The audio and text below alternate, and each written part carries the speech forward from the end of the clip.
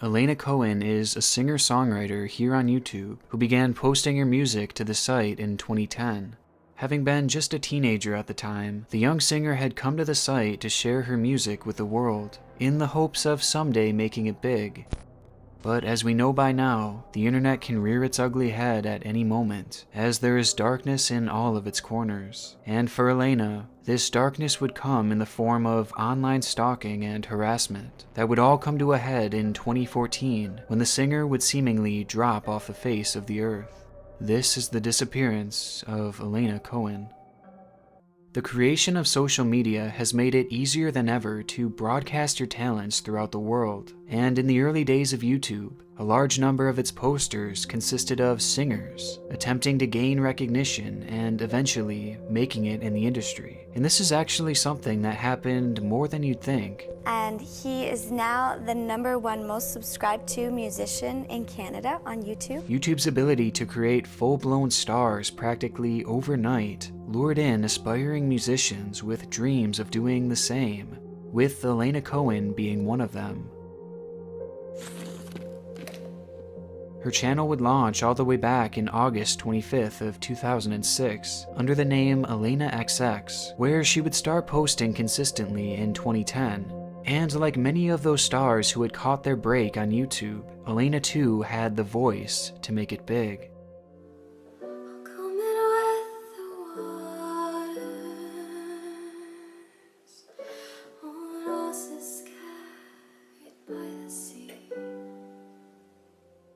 Her voice is both unique and breathtaking, as very quickly viewers would find her channel, having been blown away by her voice, and in just a few short years, her subscriber count would reach 10,000, a mark that was especially impressive back then. With her newfound internet fandom, a growing catalog of impressive covers, and even some original songs, Elena was really hitting her stride as 2011 came to an end, leaving her fans to wholeheartedly believe that her big break would be coming soon. However, sadly, it never would. Instead, as that year would come to an end, so did seemingly her drive for making these videos, as she would phase herself off the site over the course of the next few years, having only posted 3 videos between the end of 2011 and the end of 2014, before abandoning the channel altogether. She would then take things a step further, as she would private all of her videos but one, only to then delete all other traces of herself across all social media sites.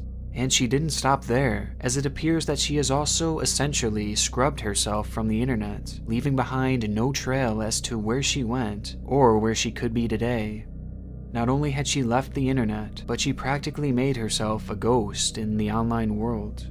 And all of this was done much to the dismay of her loyal fans. For years, the singer had been an extremely active social media user, constantly filling in her fans as to what she was up to. And this, coupled with the fact that her channel was booming at the time, and that she seemed so close to obtaining her dream of being a singer, made her disappearance all the more concerning, as with her being essentially off the grid, she had removed any chance of her ever becoming discovered. Having been left in the dark and without a real sense of closure, all her fans could do was speculate in the comments of her only remaining video as to what may have happened to the singer. And it was within these comments where we truly enter this rabbit hole. A year removed from privating all of her videos, a comment would appear by a user claiming to know what had happened to Elena. The man would write, "The account is being managed. Elena is not alive anymore. I think she would want us all to be of one mind that a part of her was never truly alive. Never will another like you be walking among us, Elena." The cryptic nature of this post makes it both disturbing yet easy to look over, as it seems like your typical crazy comment here on YouTube. But surprisingly, this obscure statement would prove to be our first clue as to why Elena had vanished from the internet, as when you search up this username, you're greeted with the fact that the owner of this account had an obsession with Elena. The mysterious person had gone by the username eThunder, which when plugged into Google revealed hundreds of threads made on multiple forums across the web. The posts were all fairly incoherent, but they all shared one common theme: Elena. The man would make post after post in regards to the singer, who in the grand scheme of things was practically unknown at the time. And these posts would range from just general promotion and fandom for Elena, all the way to deep-rooted music industry conspiracy theories, in which Elena was supposedly part of. And making things even darker, after doing some digging, I discovered that this man actually has multiple other accounts, labeled under different usernames, where he posts even more Elena-related content. So far, I found at least 5 other names that he's been using, which has pushed his total number of posts far past just a few hundred, and instead into the thousands, with all of them being about the then teenaged singer. The man was and is clearly obsessed and certainly disturbed, but after taking the time to decipher any real meaning from the things he was saying online, there is ultimately a story to be told here that paints this random YouTube commenter as the likely reason behind such a promising singer's disappearance. By 2011, Elena's channel had been growing steadily, with that year in particular being the best she had had so far. She was gaining momentum by the day, all the way up until December, when she would randomly take a year-long break from posting on her channel, all the whilst doing so without any indication as to why. But looking through the online posts of E-Thunder may provide an explanation.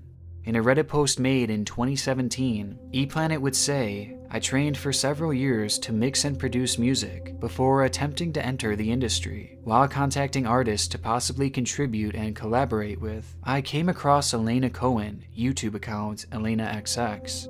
She built her following up over a 4.5-year period. I promoted her for free via Facebook and increased her following by 5 or 6-fold from February through December 2011. Top industry players were brought in, Katy Perry and Taylor Swift, the most public and involved that I'm currently aware of." It's a bizarre claim, and one that he has reiterated multiple times across numerous sites, also adding, "I promoted an unknown artist, Elena Cohen, via Facebook in 2011. I was very successful in bringing in key top-notch players of the industry." In his own words, this man believed that the success Elena had found on YouTube was thanks to his Facebook posts that he had made about the singer, further claiming that the superstar singers had reached out to Elena all because of his posts. But though this is something that he adamantly claims, it's a statement that simply isn't true, as his Facebook page only has 51 followers, and his posts only receive an average of 1 to 2 likes. Plus, there is no evidence to suggest that any famous singers even knew who Elena was, and instead it seems to be a story that was completely made up, but not in the mind of this man. He believed it fully, and because of this, he felt entitled to know Elena personally and to be part of her life, as in his mind she was only successful because of him.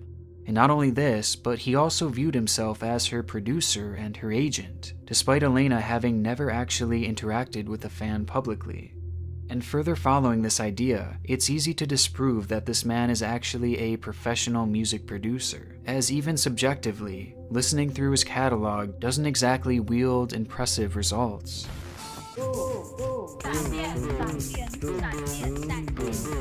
But either way, in his mind, what he was saying was true, and this produced a sense of bitterness and entitlement within the man. Bitterness that would lead to him posting even more about Elena, something that would really ramp up in December of 2011, which, ironically, happened to be the time that Elena would step away from YouTube for nearly a year. So this obsessed fan spins these delusions online, obsessing over this teenage girl, and right at the peak of his posting, she leaves. It's an interesting correlation to say the least, and one that gets even darker.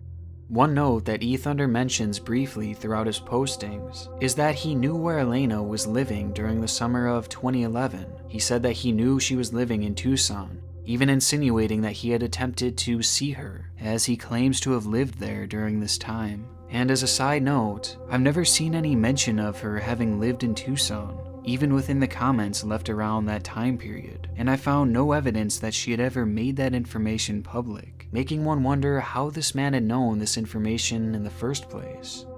This serves as our first indication that this online obsession may have spilled over to the real world, as the words he's saying and the scenes he's describing line up with what you'd expect from a real-life stalker. Whatever the case may be, he began truly harassing her, and she left the site not long after, only to make her return nearly a year later in August of 2012 with her brand new song, Epicenter.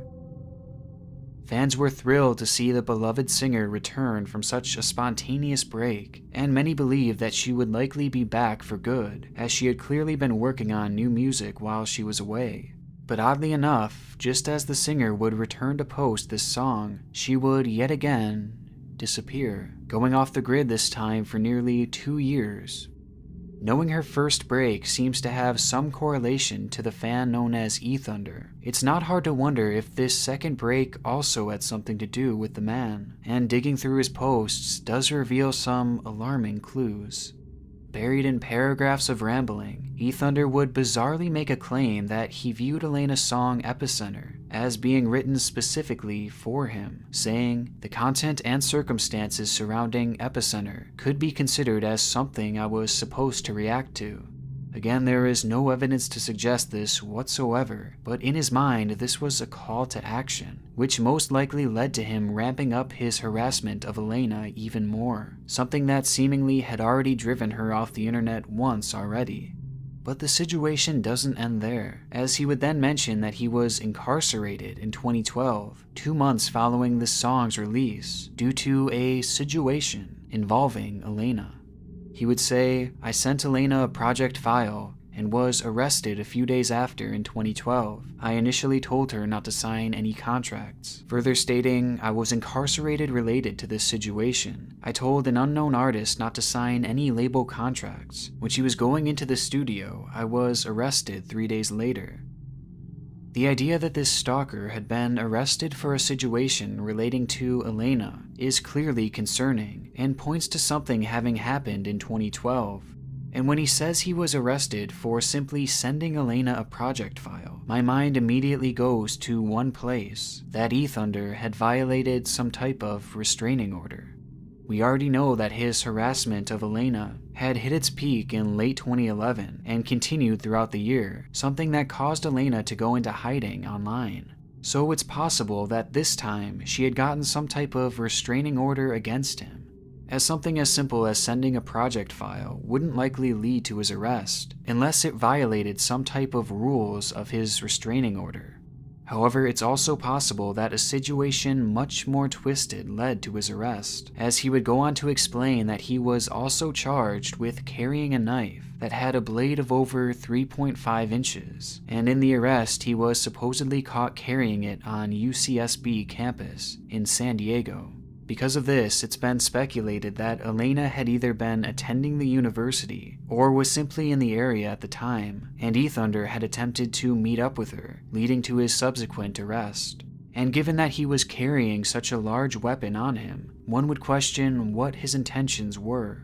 This may further be insinuated by saying he was arrested right after she had went into the studio, something that he likely wouldn't have known unless he was actively following her.